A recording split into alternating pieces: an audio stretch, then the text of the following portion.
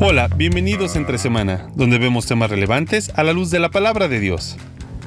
Terminamos nuestra serie sobre Navidad entendiendo que la gran historia de Dios no terminó en Belén, sino que continúa. En un sentido, Belén marca el comienzo del fin. Hoy estamos esperando el retorno del Rey. ¿Qué entendieron los discípulos cuando Jesús les dijo que sean sus testigos? ¿Cuál es nuestra responsabilidad el día de hoy? Conversemos sobre este tema junto a Alex y a Marcelo, aquí en Entre Semana. Y el ángel le dijo: no temas, María, porque has hallado gracia delante de Dios. Concebirás en tu seno y darás a luz un hijo, y le pondrás por nombre Jesús. Este será grande y será llamado Hijo del Altísimo, y el Señor Dios le dará el trono de su padre David, y reinará sobre la casa de Jacob para siempre, y su reino no tendrá fin. Son palabras de Lucas. En capítulo 1 de Lucas, cuando está recibiendo el anuncio María. Por cierto, feliz Navidad. Así es. Estamos saliendo hoy el 24. Espero que tengas... ¿Es el cuál? A ver. No, ya estaba. Sí, ¿no es el 24? No. Esto ya es ya el 20. Es que grabamos antes. Claro. Entonces a veces nos confundimos con la fecha. ¿Qué día cae? Hoy es jueves 28. Jueves 28. Día de los Inocentes. Lo que pasa que era para que a ver si caía. No. Pero bueno, sigamos. El tema es un anuncio medio raro, ¿no? Uh-huh. El hecho de que, o sea, todos sabemos, ¿no? María, ¿sabías qué? ¿No? Y todo tiene que ver con Jesús muriendo, con Jesús siendo, o sea, con sus discípulos y metiendo el dedo en los ojos de las autoridades, sí. Y todo lo demás. Pero cuando Gabriel hace el anuncio a María, es un anuncio de reino. Sí. Es un anuncio acerca de lo nuevo que está siendo inaugurado. Y reino es un concepto que no es nuevo tampoco para ellos, pero la naturaleza de este reino tiene dimensiones nuevas. Porque reino es un tema de toda la Biblia. Uh-huh. Y aquí es donde, sí, nos vamos a meter en temas, ¿cómo le podemos llamar? No sé si complicado es la palabra, pero sí nos estamos metiendo en la pata de los caballos, porque a veces con esto, no, pero que esto es Lucas y habla de reino de Dios. En Mateo habla de reino de los cielos. Entonces hay 2 reinos, hay 3 reinos, hay como 4 reinos, y después está el evangelio de la ley, el evangelio de la gracia, el evangelio del reino, el evangelio del reino de los cielos. Y es como que, según ¿cómo se llama? La escuela hermenéutica, según de qué tribu eres, claro. Es como voy acomodando. Pero en realidad, cuando uno empieza a ver, y vamos a colocar un video cortito de cómo el reino de Dios es el tema que unifica toda la Biblia, uno se da cuenta que en realidad lo que hay es facetas que se van añadiendo por revelación progresiva de qué trata este reino. Pero no es que hay 1, 2, 3 o 4 tipos de reinos, ¿no? Eso de que Mateo habla del reino de los cielos y Lucas habla del reino de Dios como 2 cosas distintas, personalmente creo que es un error hermenéutico teológico, ¿no? Uh-huh. Pero el lenguaje de reino está en Lucas. Sí, claro. ¿No? Y es interesante cómo ese hilo de reino también continúa, porque, o sea, Lucas y Hechos, pues ambos fueron escritos por Lucas, algunos hasta llaman los 2 libros Lucas Hechos, porque hay continuidad. Hay una continuidad. Y como vemos en el comienzo de Lucas, el anuncio tiene que ver con un anuncio de reino. La pregunta que hacen los discípulos al comienzo de Hechos es: oye, ¿restaurarás en este tiempo el reino a Israel? Y es loco esa pregunta, porque cuando uno lee Hechos, desde el capítulo 1, cuando uno lee el contexto, cuando dice estimado Teófilo, en mi primer libro me refería a todo lo que Jesús comenzó a hacer, enseñar hasta el día que fue llevado al cielo, luego de darles instrucciones por medio, del Espíritu Santo, los apóstoles que había escogido. Ya en los primeros 2 versículos puso el Espíritu Santo como hilo conductor, que también aparece en Lucas, ¿no? Después de padecer la muerte, se presentó dándoles muchas pruebas convincentes de que estaba vivo. Durante 40 días se les apareció y les habló acerca del reino de Dios. Mira, no había prestado atención a este versículo hasta esta semana que estuve estudiando este pasaje, porque digo, ¿por qué paso 40 días hablando del reino de Dios? Y mi pregunta es, ¿les habla? O sea, les habrá dicho que no, que el reino que vino pero que no fue y que fue el paréntesis y todos esos esquemas hermenéuticos que siento que no van muy de acuerdo a lo que el texto dice en el sentido de verlo como una unidad, pero dice, les habló del reino de Dios. Y no creo que Jesús le haya hablado algo distinto a lo que ya les había dicho. Sí, no es que dijo... Ahora viene otro reino. Si Israel me hubiera aceptado, claro, estaríamos viviendo otra cosa. Ni tampoco le dice espiritualicen todo. Ajá. O sea, no, todo lo que les dije era espiritual. No, el reino de Dios está aquí en medio de vosotros. Uh-huh. Lo que pasa es que está haciendo como una onda expansiva. Ahora, yo creo que la pregunta de los discípulos revela quizás mucho de lo de nosotros. Me parece que cuando hablamos a veces de reino de Dios, simplemente pensamos en el futuro cuando el rey va a volver. Y es como que es algo que no tiene ningún impacto en nosotros hoy, ¿no? Y es como que, no, el reino de Dios es sí. Uh-huh. Esa es una faceta del reino de Dios. Quizás sería interesante cómo lo podríamos definir. A mí me gusta una definición que usa Black y McLean, que dicen, de forma bien sencilla, el reino de Dios es el gobierno de Dios sobre su creación. Si es así, entonces reino de Dios parte en Génesis, porque Él gobierna sobre su creación y crea al ser humano a imagen de Él, y ya hemos hablado de esto muchas veces, esta idea de ser representantes de Dios. ¿Son representantes de qué? De su Rey.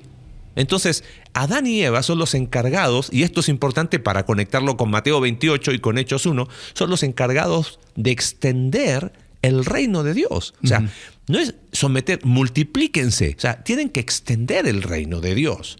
Ellos son los Dios les invita a este trabajo colaborativo, ¿no? Y el lenguaje de reino uno lo ve en Génesis capítulo 1. No, claro. Y el reino de Dios, para ser muy sencillo, es el ámbito donde Dios reina. Listo. Es decir, donde lo que vale y lo que es importante son las reglas que Dios ha puesto uh-huh. y las normas que Dios ha definido. Y, a ver, ¿fue aquí en este podcast que hablé acerca de Robin Hood? Puede ser, pero no importa. No sé. Pero lo vuelvo a decir. Está bien. La historia de Robin Hood es una forma que a mi cabeza millennial me permite entender esta cuestión de reino. Si se acuerdan la historia de Robin Hood, ¿no? Está este hombre que vive en el bosque con su banda de gente y roba de los ricos y da a los pobres, pero el tema mayor era que estaba el sheriff, ¿no? Uh-huh. Y este sheriff era un usurpador al trono de el rey, creo que era Richard. Uh-huh. Entonces el rey estaba lejos, estaba afuera, estaba peleando. Él era el rey legítimo, pero en este tiempo había un usurpador que quería que su manera de vivir fuera la legítima. Uh-huh. Y eso hizo que cualquier súbdito fiel al rey legítimo se quedaría a las afueras. No era bienvenido un súbdito fiel a el reinado legítimo del rey Richard. Uh-huh. Por lo tanto, él estaba en los bosques, estaba fuera. Pero en realidad, él estaba siendo fiel al rey que estaba peleando. Y estaba esperando la llegada del rey legítimo. Ya era el rey, claro. El rey. O sea, eso no estaba en juego.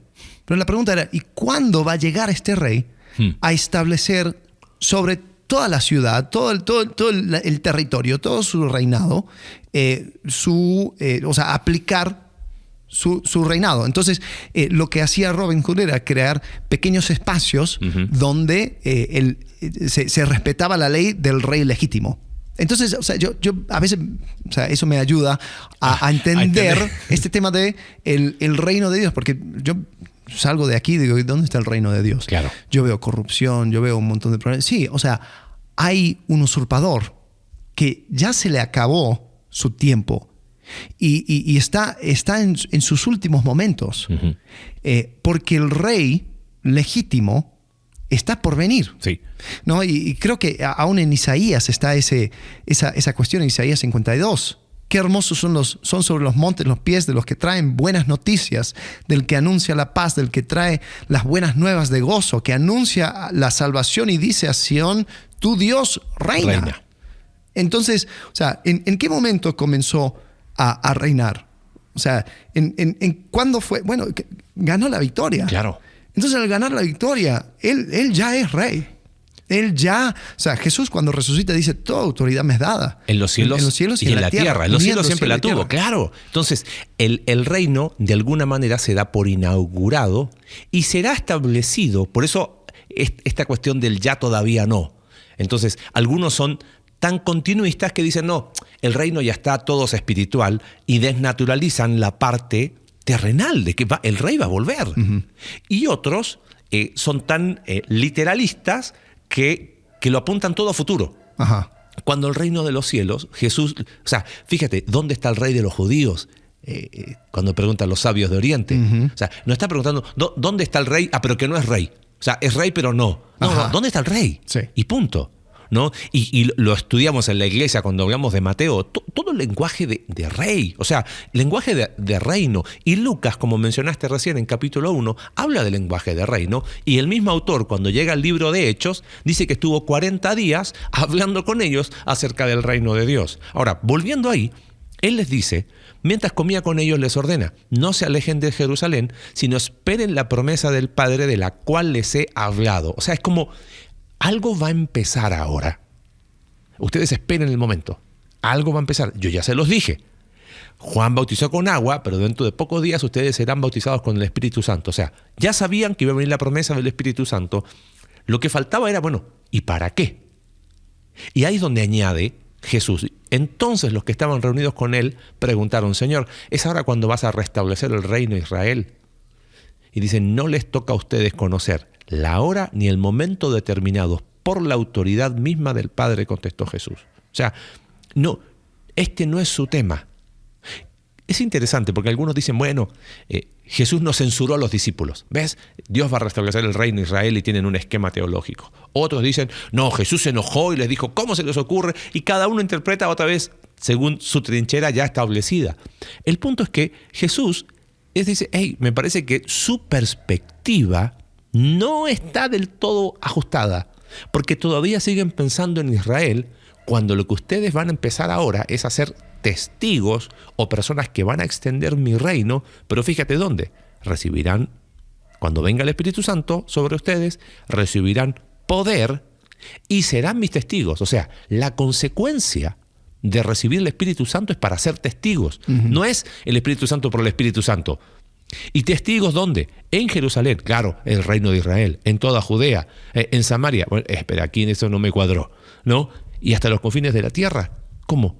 ¿Y por qué habían preguntado si iba a restablecer el reino de Israel? ¿Y por qué la respuesta de Jesús es trasciende los límites de Israel? Uh-huh.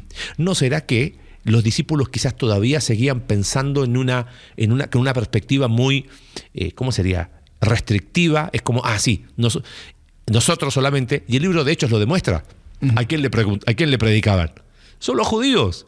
Hasta que los locos de Antioquía se pusieron a predicarles a los que no eran judíos. Claro. O sea, evidentemente tardaron estos creyentes en entender que el reino de Dios ahora ya no está circunscrito a una nación, uh-huh. ¿no? Se extiende, no anula a Israel. No estamos diciendo que Israel no existe, que ahora las promesas para Israel no se cumplen, que lo que Dios le prometió a Israel no lo va a cumplir. No, se extienden, trascienden los límites de la nación de Israel. Y creo que cuando uno lo ve así, entonces uno entiende, Jesús vino, nació, murió, fue sepultado, resucitó, asciende, pero ahora nos encomienda, nos empodera, ¿no? Y creo que ahí es donde me parece que tenemos que empezar a cambiar lenguaje de reino para entender que la historia que empezó en Edén no termina en Belén. Correcto. O sea, sí. Sigue hasta que Él venga. Por eso decías recién, de alguna manera la llegada del rey y su posterior ascensión marca el inicio de los últimos tiempos. Uh-huh. Esa era la convicción que tenía Pablo. Sí, totalmente. Ahora estamos viviendo bajo el reinado de Jesús y estamos esperando su llegada. Uh-huh. Pero el vivir bajo su reinado, claro, me pone en conflicto con el usurpador. Claro. Pero eso no significa que el rey no es rey. No, exacto. Entonces, ese es el ya todavía no. Porque es curioso, ¿no? O sea, nosotros vivimos, por ejemplo, hay una época en la historia de Francia que era, lo llamaban, creo que Vichy, que era el encargado, donde Francia fue conquistado por los nazis. Y en ese tiempo, el gobierno, digamos, entre comillas, legítimo de Francia eran personas que estaban alineados con los nazis. Solo que, o sea, había una resistencia y esa resistencia siempre estaba a las afueras. Cuando llegan los poderes aliados y liberan a Francia, ese gobierno que entre comillas era legítimo, pero puesto por los nazis, ahora ellos son las personas que son las personas que están a las afueras, las personas que tienen que correr por su vida. O sea, todo cambió de un momento para el otro. Y yo me pongo a pensar, o sea, nosotros ahora nos sentimos, o sea, los que estamos en Cristo sentimos que constantemente estamos resistiendo los poderes de este mundo, estamos yendo en contra, estamos contracorriente, o sea, y a veces uno se cansa y dice, no puede ser, o sea, nosotros estamos siempre como que la gente nos mira como gente rara, como que ¿para qué te esfuerzas? O sea, no tienes que vivir así. Pero si tienes la esperanza de que el Rey vino, que vivió, que murió, que resucitó y vuelve, sabemos que va a haber un momento donde va a haber ese cambiazo, donde las personas que eran parte de la resistencia ahora son exaltados. Porque en la historia de Francia, tú escuchas, mi abuela fue parte de la resistencia en Francia. O sea, pero esas personas eran los que constantemente estaban peleando por su vida. Entonces, hoy en día nosotros somos la resistencia.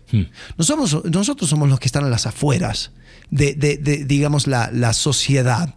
Pero es porque hoy en día los poderes de este mundo están bajo un usurpador. Bueno, ¿y no sientes que quizás cometemos el mismo error de los discípulos de Hechos capítulo 1? Señor, porque me quedé pensando mientras te escuchaba que esas personas que fueron esa resistencia miraban sus circunstancias, pero la creencia de reconocer o de ser fieles y leales al verdadero Rey les daba perspectiva, ¿correcto? Sí. Ahora, quieras o no, llegó el Rey, hizo los milagros, murió, resucitó, ascendió, buenísimo, perfecto. Pero Lucas 24, que vendría a ser el anterior a Hechos 1, dice que estaban muertos de miedo, encerrados en Jerusalén. Claro. Y cuando Él se le aparece y les dice, paz a vosotros, está en Lucas 24 del 36 en adelante, paz a vosotros, verso 37. Entonces, espantados y atemorizados, pensaban que veían un espíritu. Dice, ¿por qué estáis turbados? Y miren lo que les dice, y vienen a vuestro corazón estos pensamientos. O sea, ¿por qué se asustan tanto? ¿Por qué tienen tantas dudas? ¿No? Y miren, yo soy, les dice. Y otra vez dice, quédense en Jerusalén. O sea, ¿no sientes que detrás de la pregunta, Señor, restablecerás el reino a Israel en este tiempo? Era como, ok, Señor, todo bien, pero los romanos siguen acá. Ajá. Las cosas no han cambiado. Sí. El templo sigue siendo este desastre de sacerdocio que hay. Los fariseos siguen siendo el desastre de lo que son. Y es como que, ¿en serio vas a arreglar este? Es como si lo pudiésemos traducir en términos más esenciales o más sencillos, ¿vas a arreglar este caos hoy? Y es como que a veces hacemos lo mismo y ahí es donde no tenemos esa mentalidad de reino, donde el reino de Dios deja de ser una cuestión de discusión teológica y tiene un impacto práctico en mi vida, porque es como, sí, pero acá estamos como derrotados, soy cristiano, esperando que venga Jesús a arreglar todo este lío, y es como que, ¿y qué haces mientras tanto? Y espero que Él me rescate, espero que Él me lleve. Claro. Tengo cero responsabilidad de hacer algo, porque como yo no puedo hacer nada, el Rey no ha arreglado este caos todavía, pero yo sé que va a volver un día. Entonces, ese concepto de últimos tiempos y de expectativa y de mentalidad de reino Eso fue lo que hizo que los discípulos pasaran de estar atemorizados a dar su vida por esto. Ellos entendieron que era puesto en sus manos la misma responsabilidad que fue puesto en Adán y Eva. Pero ahora es porque estamos en Cristo, ¿no? Cristo es el postrer Adán, dice el libro de Romanos. Ahora, y los que estamos en Cristo, ¿qué responsabilidad tenemos? Bueno, Cristo viene, inaugura su reino y dice, voy a volver a establecerlo. Mientras ustedes, ¿qué hacen acá? Viven con esa mentalidad de que van extendiendo el reino. Y creo que eso es ser testigos. Es como que la palabra testigos, como que no sé si le tomamos el peso de lo que eso implica. O sea, y tiene que ver con la obra del Espíritu Santo. Y ahí es donde uno empieza a tener ese... O sea, creo que la pregunta de los discípulos, me quedé pensando, es quizás la pregunta que yo hago muchas veces. O sea, vemos Navidad, Dios con nosotros, qué lindo la historia de la redención, me encanta la gran historia que vimos en el primer episodio, después las expectativas que hablábamos en el segundo, Dios con nosotros, y ahora esperar que es que el rey se fue. Va a volver en algún momento, sí. Y aquí estoy, y no hago nada. Y cero impacto en mi vida. Y me quedo cruzado de brazos en vez de tener una espera perseverante, una paciencia perseverante, que es lo que les dice Juan a los lectores de Apocalipsis, tengo una, ¿qué sería? Una desilusión pasiva, no sé si desilusión, pero es como... No es la palabra desilusión, es como una... Un parálisis. Estoy inactivo, estoy, esperando. Un conformismo, así, sí. Sí, es que, pero él lo va a arreglar, va a llegar y listo, sí. No es problema mío, que no me hago tanto lío yo. Sí. Y bueno, mientras hablaba también pensaba, o sea, ¿y esto qué tiene que ver con Navidad? y creo que o sea, a ver, quizás la pregunta es, ¿cuándo fue que Jesús fue hecho rey?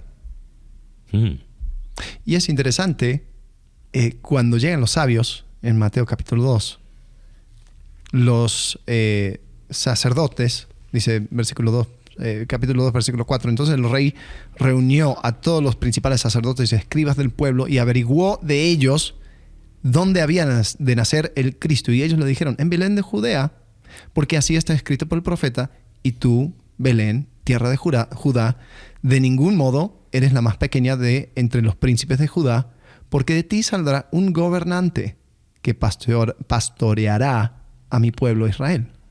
Entonces, o sea, Jesús al nacer ya fue el linaje del hijo de David, y él, si bien tuvo que pelear, digamos, contra los poderes para recibir toda autoridad, él nació siendo rey.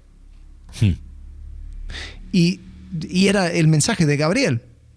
Entonces yo creo que o sea, una de las cosas, o sea, pensando en el contexto navideño, una de las cosas que puede evitar ese parálisis, ese conformismo, estoy esperando, no, es el hecho de que el rey ya nació. Sí.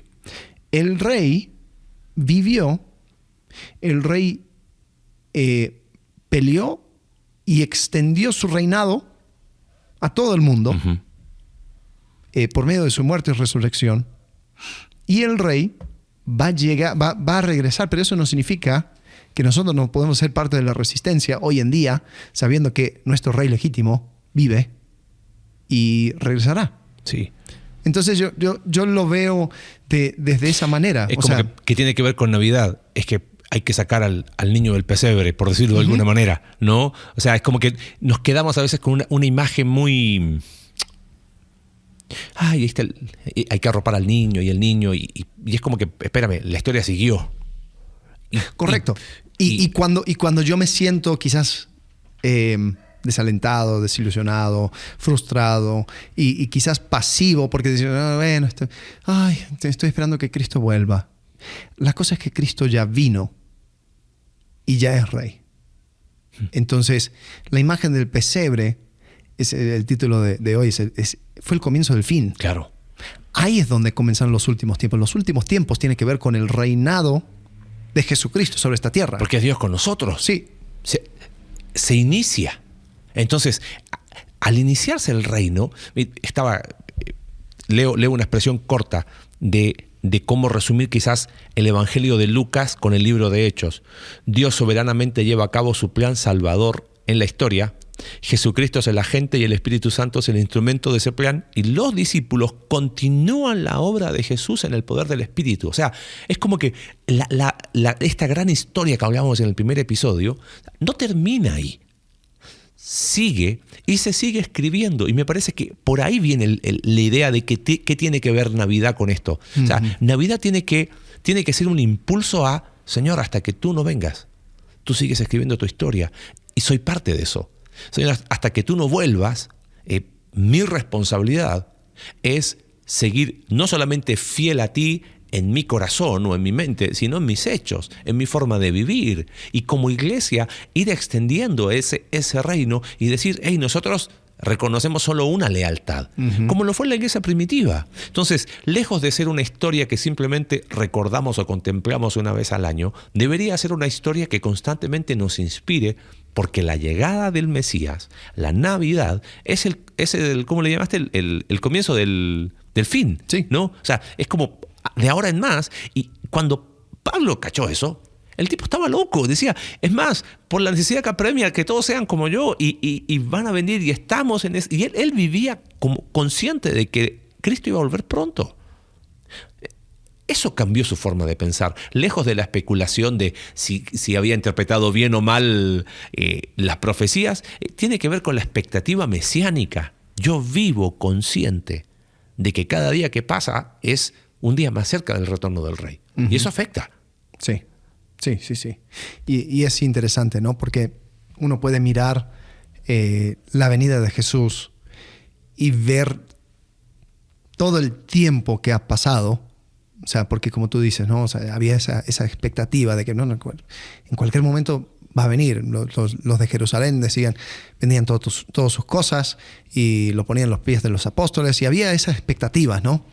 Y después se iba alargando, tal punto de que ya ¿qué fue? Segunda Tesalonicenses, que Pablo, en Segunda Pedro, que Pedro dice, sí. Oye, yo sé que hay personas que se burlan y dicen que todas las cosas han continuado desde el comienzo igual, que no hay diferencia, que Jesús no viene. Dice, no te confundas. Esto es gracia de Dios, porque Él está esperando que más personas puedan escuchar. Y yo me pongo a pensar, ¿cuándo es el momento que una persona esté cara a cara con el Rey?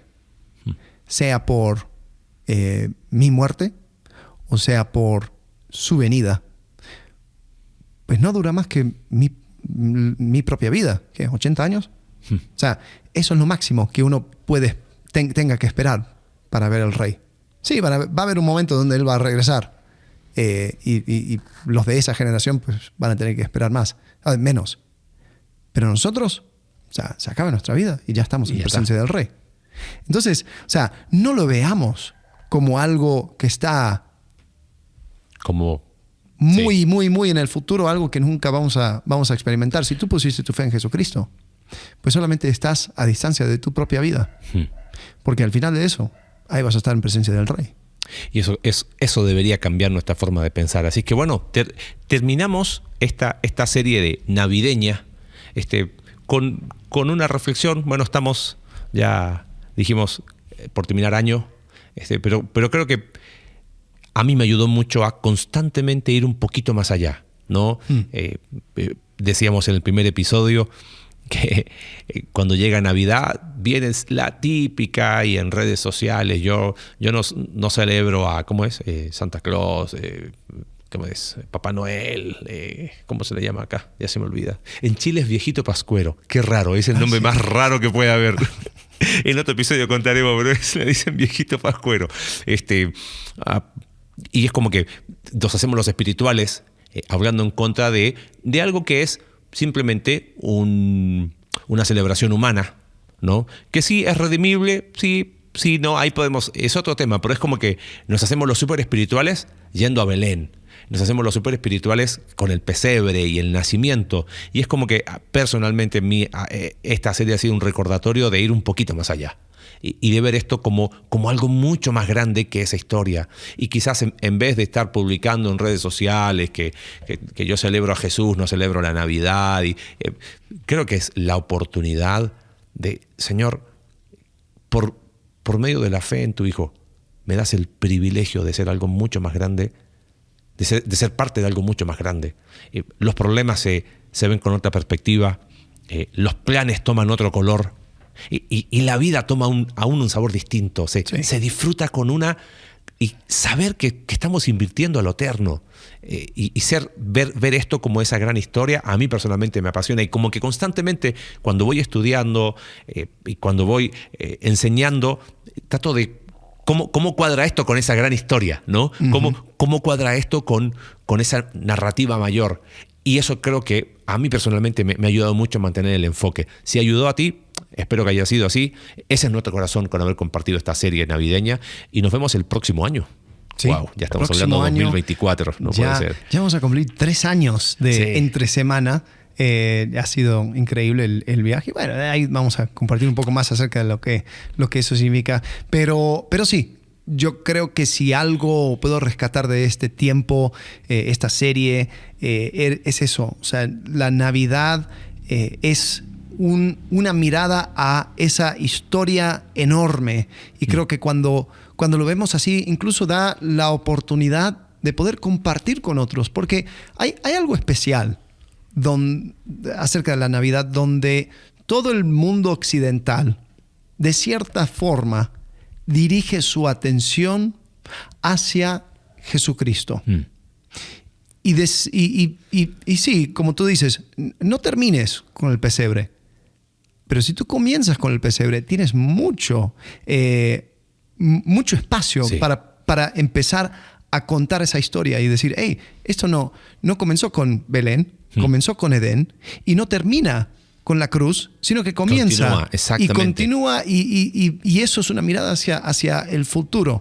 Así que sigamos siendo la resistencia, sigamos siguiendo a nuestro Rey, que está pronto por venir, porque ya estamos en los últimos tiempos. Esos últimos tiempos se inauguraron con el nacimiento de Jesucristo. Así que, bueno, muy bien. Feliz Año Nuevo. Así es. Nos vemos en el 2024. Nos vemos el próximo año. Gracias. Adiós.